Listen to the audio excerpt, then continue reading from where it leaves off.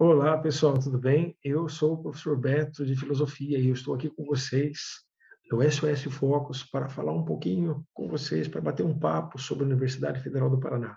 Sim, a UFPR, pessoal. E vamos analisar rapidamente o seu programa e verificar que, embora ela tenha um programa relativamente amplo, de acordo com as diretrizes aqui do nosso estado, do estado do Paraná, com as diretrizes curriculares para a disciplina de filosofia, eles têm também umas dicas de leituras para promover esse contato mais estreito do vestibulando com textos filosóficos, que são basilares para o bom entendimento, para o alcance dos objetivos a que ele se propõe. Tudo bem? Então vamos começar? E para começar, eu vou ter que fazer algumas coisas aqui que vocês já sabem, vocês já entendem muito bem disso por um motivo muito simples, pessoal. Vocês estão craques com esse negócio de aula online, não é bem isso? Tá. Olha, este é o programa, como vocês podem ver, bastante genérico, certo? Você vê que aqui eles não colocam autor de referência nenhum, mesmo porque é, nas salas de aula, eles esperam que os professores partam dos textos para tomar dimensões cada vez mais amplas com relação ao pensamento filosófico. Isso é muito interessante. Ó. Agora a gente vai dar uma olhadinha. hum, Embora nós tenhamos aquele programa bastante amplo, pessoal, nós temos aqui algumas referências básicas para que o aluno, dentro daquelas perspectivas delineadas no programa mais geral, eles possam ter contatos com autores mais específicos, com fragmentos que abordem questões éticas, questões políticas, questões epistemológicas, questões estéticas, etc. Tá bom? Temos aqui Hannah Arendt, temos aqui Heráclito de Éfeso, eh, doxografia, fragmentos, crítica moderna, Hegel e Nietzsche. Né? Temos o ensaio sobre o entendimento humano do John Locke, seus capítulos apontados aqui, alguns deles. Temos aqui o discurso sobre a primeira década do governo de Tito Livio, Nicolau Maquiavel, né? E os respectivos capítulos abordados aqui. Temos Platão, o livro 10 da República, e também temos alguns excertos aí do Hípias Maior, né? Bom, vamos abordar algumas questões, vamos analisar algumas questões, tentando, pessoal, nos aproximar daquilo que a Universidade Federal do Paraná nos propõe. Vamos com tranquilidade, vamos lá. A primeira questão que temos é justamente uma questão sobre a mímesis. A mímesis, palavra grega que significa imitação, reprodução, né, pessoal? Vamos ver a mímesis no pensamento de Platão. Vamos lá. Os melhores de entre nós, quando escutam Homero ou qualquer poeta trágico a imitar um herói que está aflito e se espraia numa extensa tirada cheia de gemidos, ou os que cantam e batem no peito, sabem que gostamos disso e que nos entregamos a eles e os seguimos, sofrendo com eles e com toda a seriedade elogiamos o poeta como sendo bom, por nos ter provocado até o máximo estas disposições. Mas quando sobrevém a qualquer de nós um luto pessoal, reparaste que nos gabamos do contrário, se formos capazes de nos mantermos tranquilos e de sermos fortes, entendendo que essa atitude é característica de um homem, ou seja, não devemos esquecer que Platão tem uma visão negativa da arte mimética, Platão tem uma visão negativa da mímese, Platão tem uma visão negativa dos poetas. Então, pano de fundo para responder as questões do Platão, teoria das ideias, aquela teoria dos dois mundos, mundo sensível e imperfeito, mundo das ideias perfeito. A nossa grande missão aqui é superar o mundo sensível e alcançar o mundo das ideias no decorrer de várias vidas. E lembrando que, para o Platão, certo, a poesia, a mímese, ela nos atrapalha nesse itinerário. Eu vou só ajeitar um pouquinho essa câmera aqui, beleza, tá bom? Então vamos lá, pessoal, vamos lá. Deixa eu ver aqui, tá legal, eu acho que tá bom. Tá. Com base no texto, nos conhecimentos sobre mimesis e imitação e sobre o pensamento de Platão, assinale a alternativa correta. Bom, a maneira como Homero constrói seus personagens retratando reações humanas, deve ser imitada pelos demais poetas, pois é eticamente aprovada na cidade ideal platônica. Não, essa está errada. A cidade ideal, a Calípolis platônica, não não permitirá a entrada dos poetas. Os poetas não passarão pelos portões da Calípolis. Platão tem uma visão negativa. Para ele, os poetas não são formadores do povo grego, são pessoas que distorcem a verdade e não contribuem para a formação do ser humano. O fato de mostrar emoções de maneira exagerada em seus personagens faz de Homero e de autores de tragédia excelentes formadores da cidade ideal. Acabei de falar, Platão não os considera formadores, Platão os considera detratores, pessoas que distorcem a visão, certo? E que nos afastam do conhecimento. Reagir como os personagens homéricos e trágicos é digno de elogio, pois Platão considera que a descarga de emoções é benéfica para a formação ética dos cidadãos? Não. Platão acha que isso é uma perda de tempo, porque para ele a arte mimética, mesmo a poesia, é a cópia da cópia. É um afastamento em terceiro grau da verdade.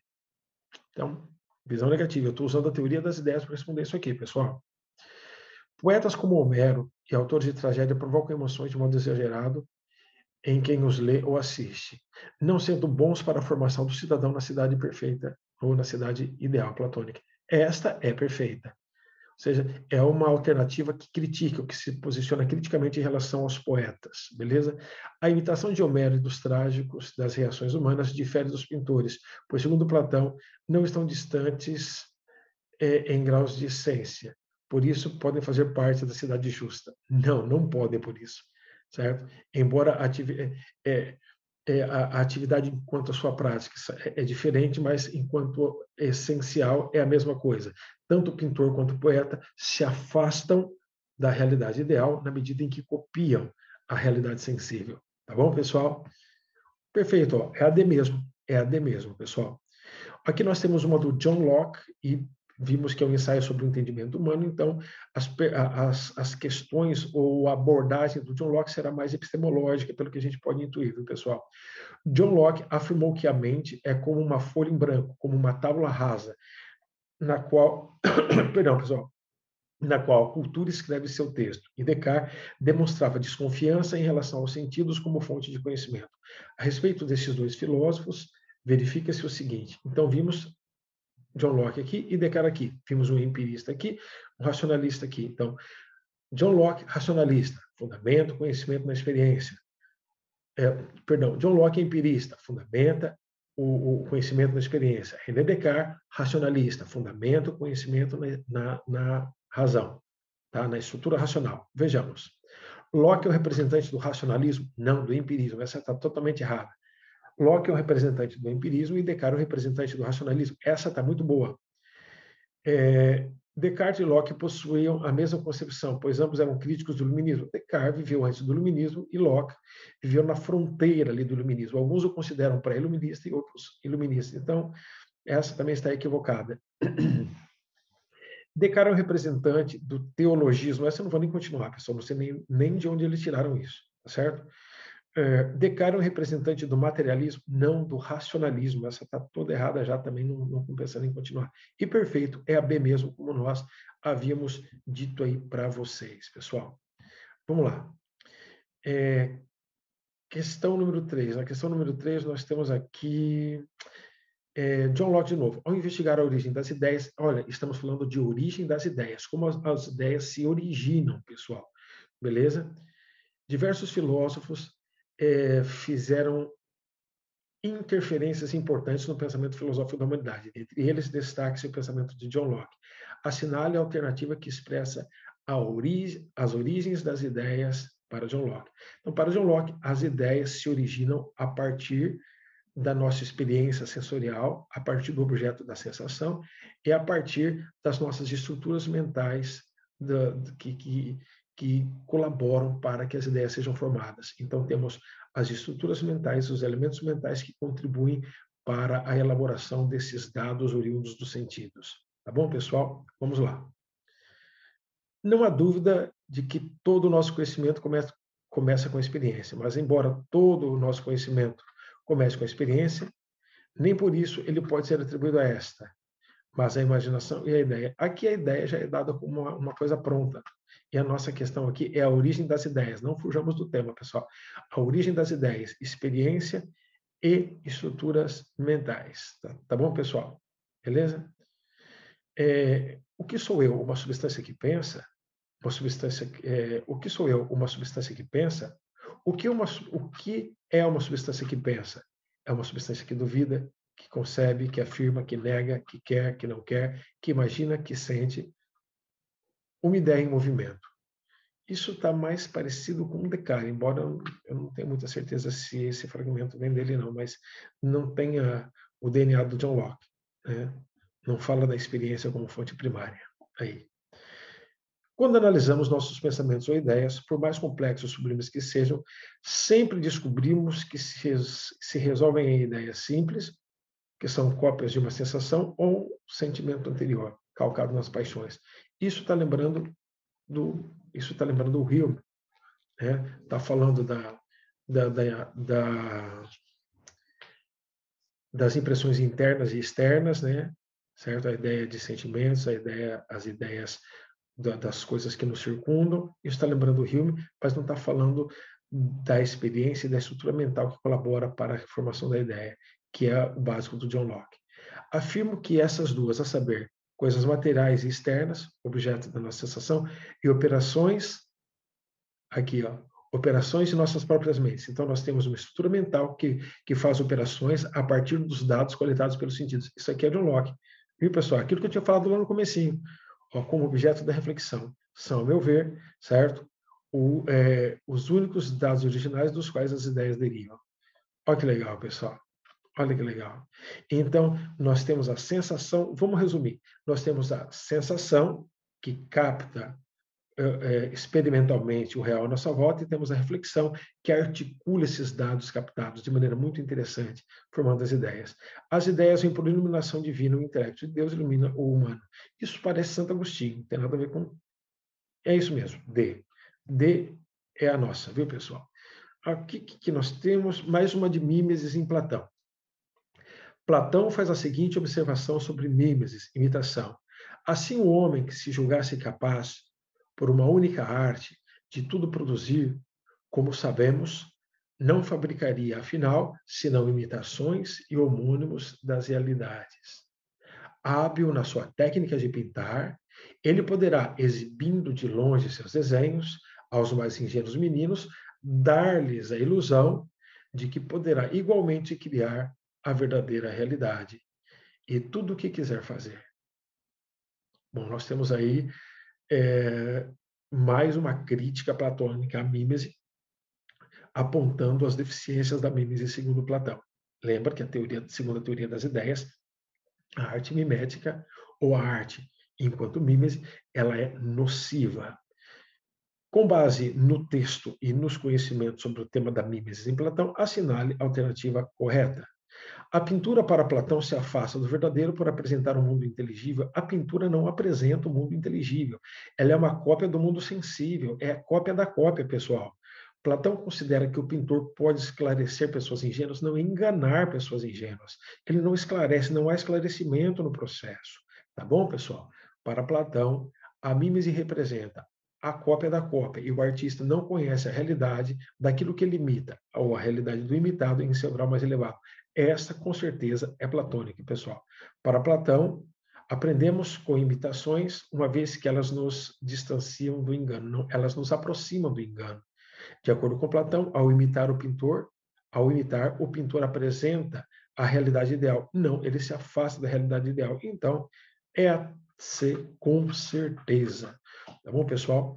Vejamos agora quem é aqui, mais uma sobre Platão, para esclarecer o que seja imitação na relação entre poesia e o ser. No livro 10º da República, Platão parte da hipótese das ideias, as quais designam a unidade na pluralidade, certo? Operada pelo pensamento. Ele toma como exemplo o carpinteiro, que por sua arte cria a mesa, tendo presente a ideia de mesa. Entretanto, ele produz a mesa, não produz sua ideia, ou seja, ele produz a mesa, não sua essência. O poeta pertence à mesma categoria, cria um mundo de mera aparência. Com base nos conhecimentos sobre a teoria das ideias em Platão, é correto afirmar que, mais uma vez usando a teoria das ideias para responder uma questão sobre estética. Platão, pessoal, quando ele delineia a sua teoria das ideias, temos aqui o mundo inteligível, o mundo das ideias e o mundo sensível. Ele fala de um ser intermediário coeterno com o mundo das ideias, coeterno com o mundo ideal, que é o demiurgo, o criador, tá certo? Bom, Deus é o criador último da ideia. Não, em Platão não. A ideia é eterna, ela não é criada. Então isso aí já não está legal, tá certo? A participação das coisas às ideias permite admitir realidades sensíveis como as causas verdadeiras acessíveis à razão. As realidades sensíveis são cópias aliás, são cópias da verdadeira realidade, que é a realidade ideal, entendeu? Então, as realidades sensíveis não são causas verdadeiras, elas são causadas. As causas verdadeiras são as ideias, as essências, as formas supremas. Os poetas são imitadores de simulacros, imitadores de imitações, e por intermédio da imitação, não alcançam o conhecimento das ideias como verdadeiras causas de todas as coisas. Essa está perfeita. Os poetas que imitam imitações se afastam, não alcançam a verdade. As coisas belas se explicam por seus elementos físicos, as coisas belas se explicam por sua participação na essência, por sua participação, certo? Nas formas ideais. A alma humana possui a mesma natureza das coisas sensíveis? Não. A alma é incorpórea, a alma não é sensível, então está errada essa.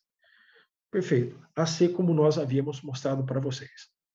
Aqui temos Nietzsche falando sobre o surgimento da filosofia em sua crítica moderna, beleza? Pré-socráticos aqui, tá? Beleza. Tá aqui, pessoal.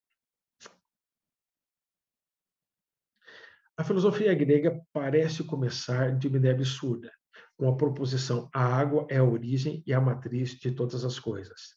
Será mesmo necessário deter-nos nela e levá-la a sério?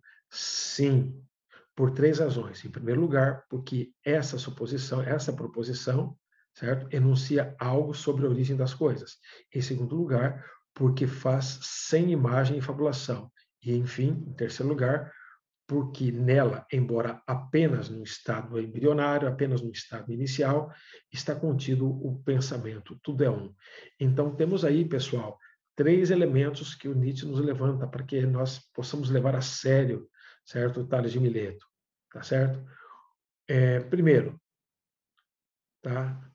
Em primeiro lugar aqui, ó, ele nos enuncia algo sobre a origem, ele busca a origem das coisas. Em segundo lugar, ele busca a origem das coisas sem fabulação. E em terceiro, certo? Ele estabelece o fundamento, tudo é um. Ele explica a complexidade e a pluralidade da natureza através de um único princípio fundamental, que é o arqué da physis. Beleza, pessoal? O princípio fundamental da natureza.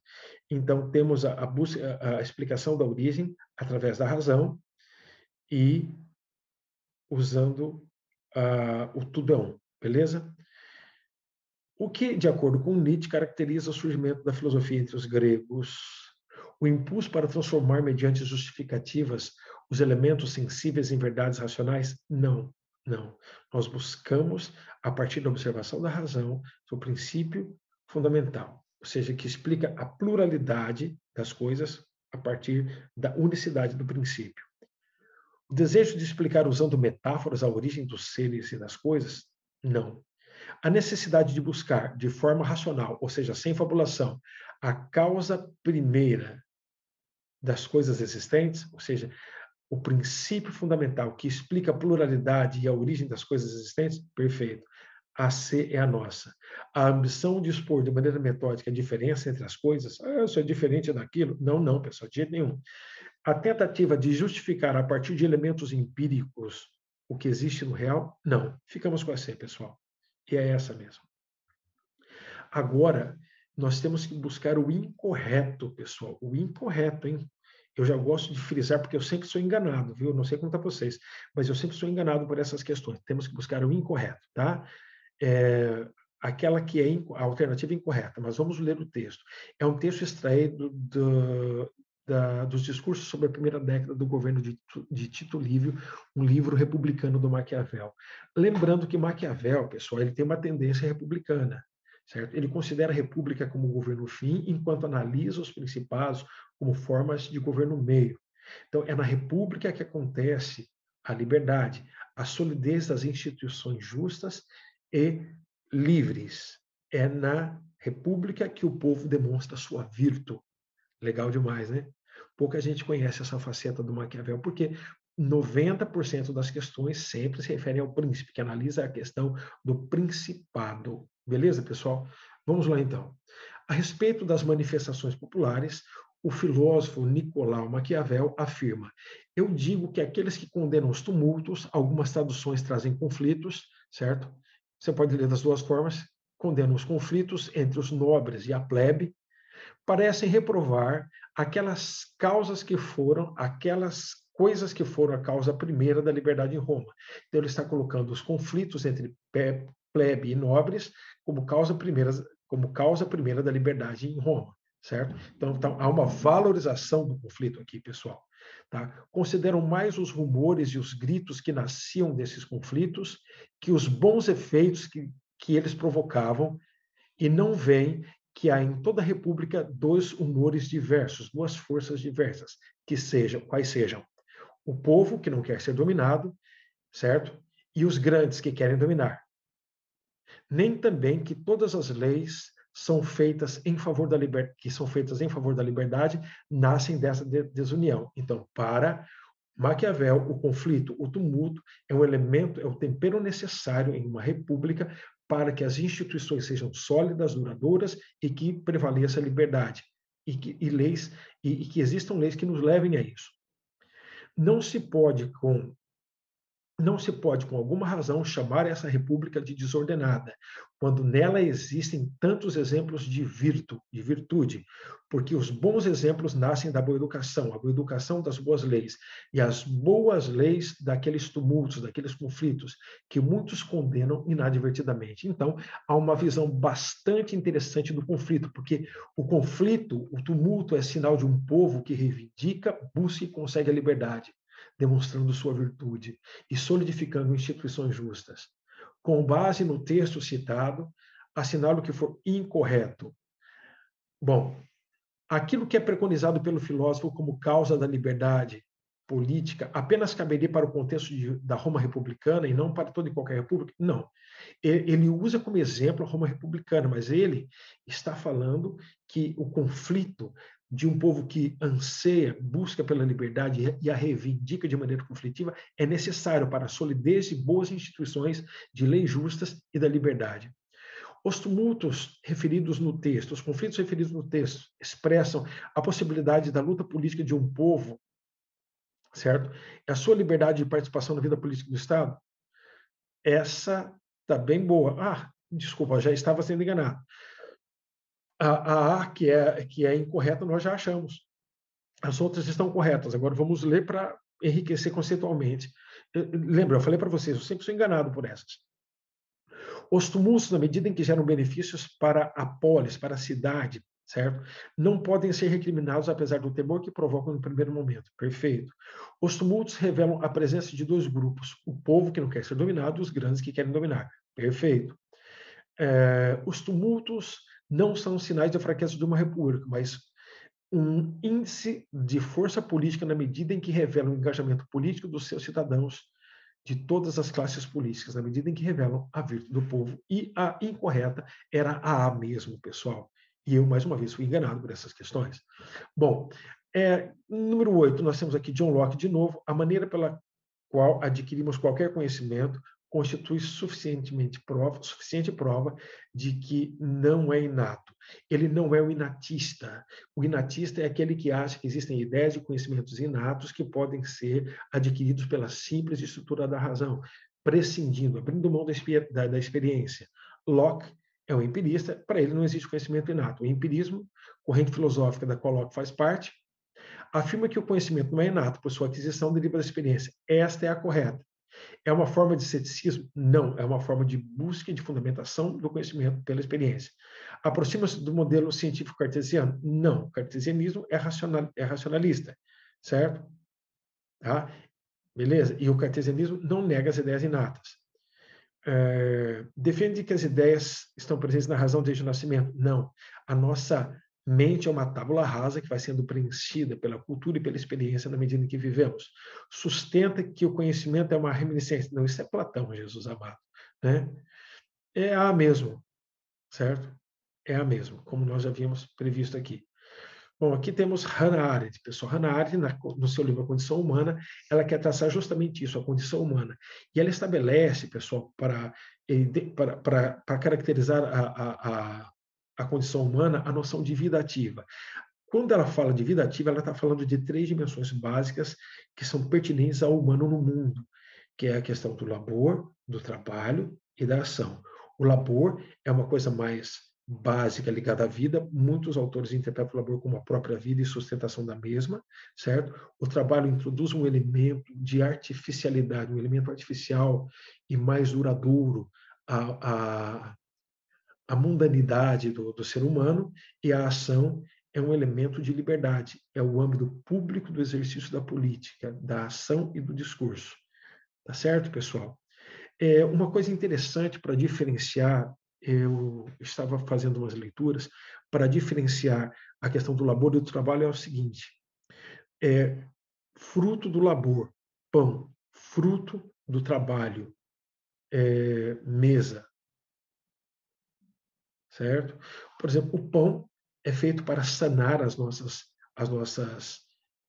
os nossos apetites vitais, as nossas necessidades de nutrição, e o pão desaparece na medida em que você come. Já a mesa está ali e ela tem um elemento maior de durabilidade. Ela tem maior durabilidade, ela tem um elemento de artificialidade em relação ao mundo natural, certo?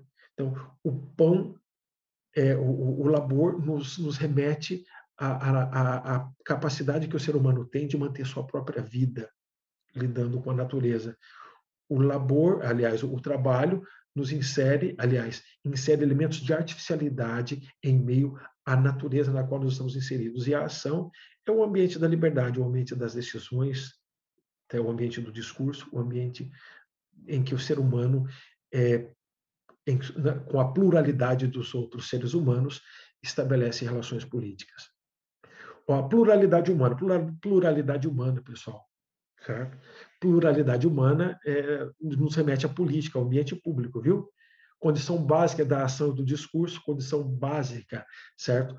Da prática política, da prática do diálogo, da prática do planejamento, da prática da interpretação, certo? Tem o duplo aspecto da igualdade e da diferença.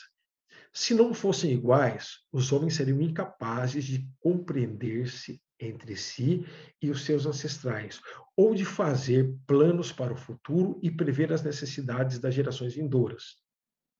Se não fossem diferentes, se cada ser humano não diferisse de todos os que existiram, existem ou existirão, os homens não precisariam do discurso e da ação para se fazerem entender. Então, dentro desse contexto de condição humana, os seres humanos são iguais e diferentes. E na medida em que são iguais, eles podem entender seu passado, podem dialogar sobre o seu presente e prever o seu futuro. E na medida em que são diferentes, eles precisam do discurso e da prática política para se fazerem entender e para viverem em conjunto aí no mundo. Né? Considerando o que diz Hannah Arendt nesse contexto, assim como a filosofia política contemporânea, julgue os próximos itens e assinale o incorreto. Mais uma vez, é para assinalar o incorreto, é para levar em consideração o que a Hannah Arendt disse e também a filosofia política contemporânea, pessoal. Vejamos então, vai. Tá. Moçada, eu vou começar de baixo para cima. Tá bom? Vou começar de baixo para cima só para mudar um pouco a ordem. Letra E. No mundo odierno, existem esquemas de exploração que objetivam o ser humano? Sim. Segundo a Hannah Arendt, pessoal, o labor e o trabalho que eram restritos ao ambiente doméstico, na medida em que a humanidade ela vem evoluindo no decorrer dos séculos, isso ganha o espaço público, que era o espaço da ação. É como se houvesse é como se houvesse uma espécie de politização do trabalho, politização do labor. É como se nós, é como se, deixa eu lembrar dos termos, se o animal laboram e o homo faber preponderassem sobre o zoon politicum, certo? Então, sim, há um esquema de exploração justamente por conta dessa prevalência do trabalho e do labor, certo? E a perda de terreno da política e da ação. Tá bom, pessoal? Então, essa está correta.